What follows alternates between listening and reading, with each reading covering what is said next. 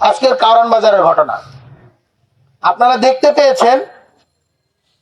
Mobile ব্যবসায়ীরা বিশেষ করে হলো গিয়ে যারা কিনা কারণ বাজার কেন্দ্রিক বা এই যেই শাহবাগ কেন্দ্রিক বৃহত্তর রমনাজন কেন্দ্রিক যারা হলো গিয়ে ফোনের ব্যবসা করে, এটাই বাংলাদেশের আসলে সব থেকে বড় জায়গা এই ব্যবসাটার বা এই কেন্দ্রিক।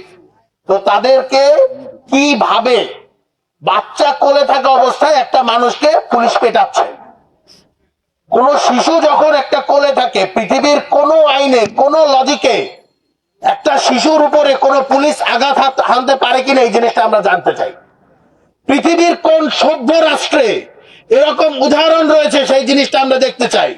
পৃথিবীর একটা অরাষ্ট্র মানে কুলাঙ্গার রাষ্ট্র হিসেবে পৃথিবীতে যেটা খ্যাত, আমরা রাষ্ট্র যেটা বলতে চাই না, নিকৃষ্ট জীবের মতন, ইসরায়েলে কেবলমাত্র এই ধরনের উদাহরণ রয়েছে যেখানে শিশুদের উপর বর্বরচিত ভাবে গুলি করা হয়, আঘাত হানা হয়। বাংলাদেশ আজকে আবার সেকেন্ড বার এই একই উদাহরণ টেনেছে।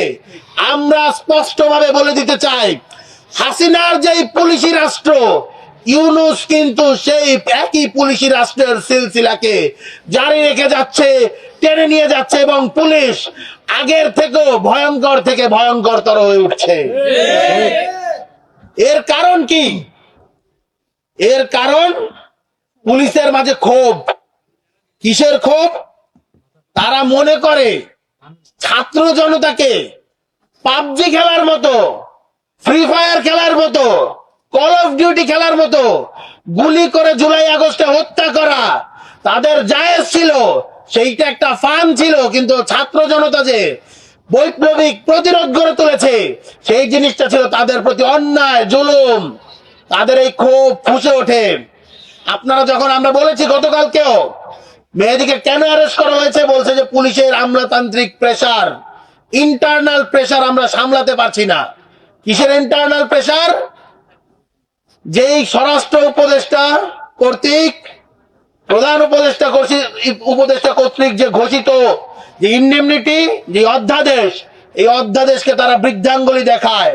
জুলাই আগস্টকে কেন্দ্র করে ছাত্র জনতাকে যে ইন্ডেমনিটি দেওয়া হয়েছে, যে দায় মুক্তি দেওয়া হয়েছে, এই জিনিসটা তারা মানে না। তারা এই জুলাইকে কেন্দ্র করে অনেক বড় বড় নেতা হয়েছে, রাজনৈতিক দল খুলেছে, মন্ত্রী হয়েছে, উপদেষ্টা হয়েছে, এমপি ইলেকশন করতে করতে যাচ্ছে। তারা কেউ কিন্তু কোন প্রকার প্রতিবাদ করে নাই। এক দফার ঘোষক নাহিদ ইসলামের কি কোনো প্রতিবাদ আপনারা দেখতে পেয়েছেন? জুলাইয়ের পরে প্রতিবাদ করে ক্যাপ্টেন উপাধি পাওয়া হাসনাত আব্দুল্লাহর কোন প্রতিবাদ আপনারা দেখতে পেয়েছেন?